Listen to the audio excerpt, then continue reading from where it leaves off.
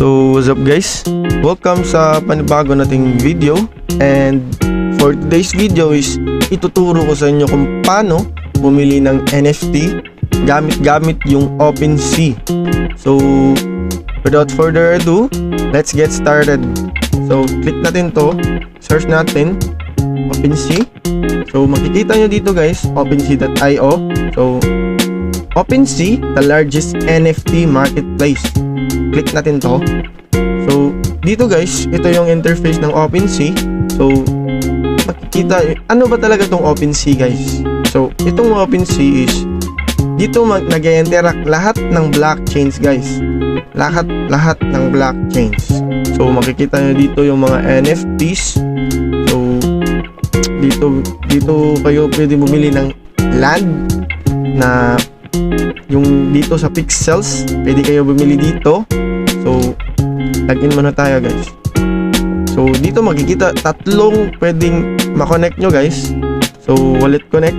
So click muna natin to para malaman natin kung anong pwedeng wallet na gagamitin.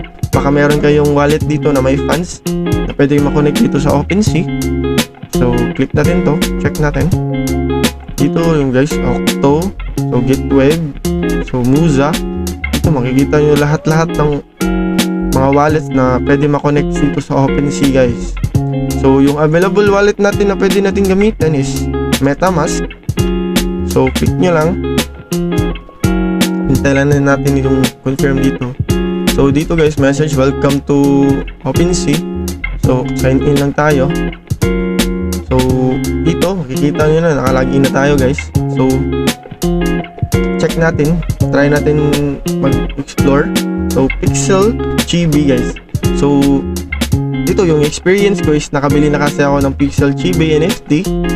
So sa lahat pala dito guys is pag bumili kayo, automatic na yung token mag-exchange siya guys. So sample dito Sixmatic. So pag clinic na to, makikita nyo pag binay, automatic niyang yung dito guys is mag-change yan guys. Pwede nyo kayong dito mag-change yan eh. So pwede natin tong i-change now. So switch tayo ng network. So dito guys, makikita nyo lahat ng network guys. So yung Matic token natin or yung Matic wallet natin is may laman na 0.32 na USD guys. So dito, paano bibili ng NFT? So buy now, click nyo lang to. So makikita nyo yung Matic natin na wallet. So continue nyo lang yung guys. Tapos automatic yan na tatatak at mabibili yan. Or pwede kayo mag-offer dito. So makikita nyo guys, pag nabili na yung NFT na gusto nyong bilhin, so punta lang kayo dito sa watchlist. Click nyo to guys. So sa profile pala, click nyo lang itong profile. Tapos tatatak yan dito automatic guys. Dito banda, makikita nyo agad dito. Tapos pwede nyo siyang gamitin. Ako dito guys, nakabili na kasi ako ng NFT na Chibi. Ganito guys. So yung nabili ko is nandito sa pixels. Ito yung nabili ko guys na NFT. So ganun lang yung kadali yung pagbibili guys. So check natin yung iba. Try natin yung Cyberkong. So ito yung Cyberkong guys. Try natin.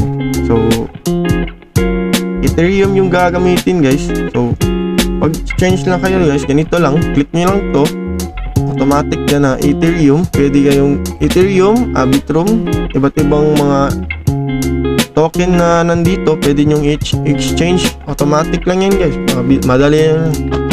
So ganito lang, may confirmation kasi yan every exchange nyo guys. So ganyan lang guys. So pag bibili kayo, buy now, click nyo lang. Tapos dito, makiklik nyo, kita nyo yung wallet nyo. So continue lang kayo guys. Tapos pag nabili, punta lang kayo ulit dito sa profile nyo. Automatic yan na nandito na guys. So yun lang. So Sana may natutunan kayo guys. Please consider like, share, comment kayo sa baba if you have suggestion and thoughts, correction. Comment lang kayo sa baba. Don't forget to click subscribe and notification bell para palagi kayong updated sa mga videos natin. So ayun guys, thank you.